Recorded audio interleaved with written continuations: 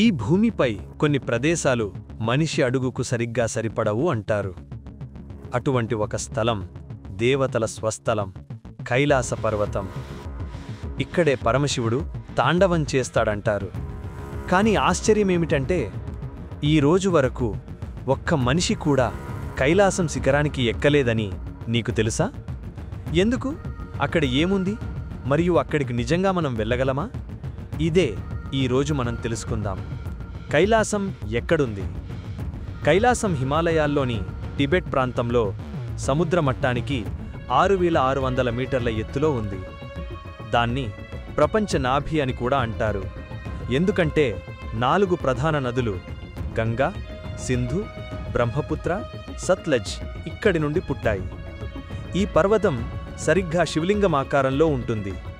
సూర్యరశ్మి పడితే అది నల్లటి రత్నంలా మెరుస్తుంది. ఇది కేవలం ప్రకృతి అద్భుతం కాదు, ఇది దైవశక్తి కేంద్రం అంటారు. శివుడి నివాసం. పురాణాల ప్రకారం కైలాసం అనేది శివుడు మరియు పార్వతీదేవి నివాసం. శివుడు ఇక్కడే ధ్యానం చేస్తాడు, విశ్వాన్ని సృష్టిస్తాడు, లయలోకి తీసుకువెళ్తాడు.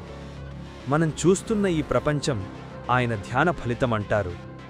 హిందువులు మాత్రమే కాదు, బౌద్ధులు దీన్ని మేరు పర్వతం, జైనులు అస్తపద పర్వతం, టిబెటన్ బోన్ మతస్థులు స్వర్గద్వారం అంటారు. అంటే ఈ ఒక్క పర్వతం ప్రపంచమంతా పవిత్రంగా భావిస్తుంది.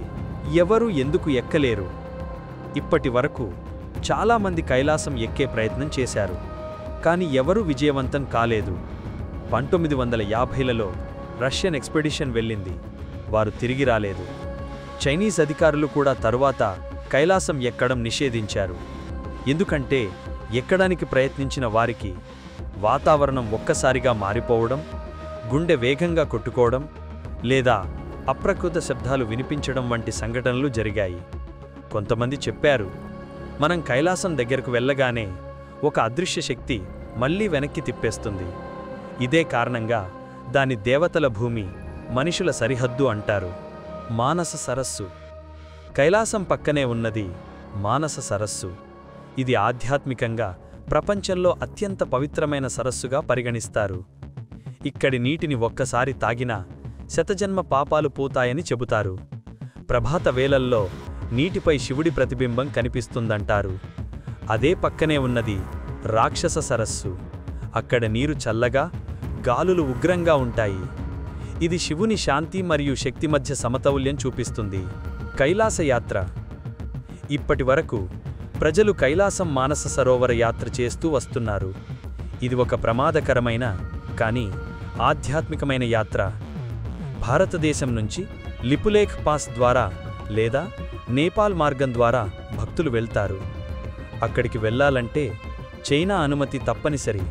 18,000 అడుగుల ఎత్తులో శ్వాస తీసుకోవడం కూడా కష్టం. కానీ ఒకసారి ఓం నమఃశివాయ అంటూ కైలాసం చుట్టూ 52 కిలోమీటర్ల ప్రదక్షిణ చేసిన వారికి జీవితమంతా శాంతి వస్తుందని నమ్మకం. శాస్త్రం చెబుతున్నది. విజ్ఞానపరంగా చూస్తే కైలాసం ఒక పర్ఫెక్ట్ పిరమిడ్ స్ట్రక్చర్ లాగా ఉంది. శాస్త్రవేత్తలు అంటున్నారు, ఇది భూమిపై ఉన్న మిస్టరీ ఎనర్జీ సెంటర్ అట. భూమి శక్తిరేఖలు అక్కడ కలుస్తాయి. అందుకే అది ధ్యానశక్తి, కాస్మిక్ వైబ్రేషన్ ఎక్కువగా ఉండే ప్రాంతమట. కైలాసం మనకొక సందేశం చెబుతుంది. అదేమిటంటే అక్కడికి శరీరంగా కాపకపోయినా మనసుతో చేరాలి అని. ఎందుకంటే కైలాసం అంటే బయట కాదు, మన అంతరంగంలో ఉన్న శాంతి, ఆత్మ సాక్షాత్కారం, దైవానుభూతి. కైలాసం చేరడం అంటే శివుణ్ణి చూడడం కాదు, శివత్వాన్ని మనలో చూడడం. జై భోలేనాథ్ శంభో.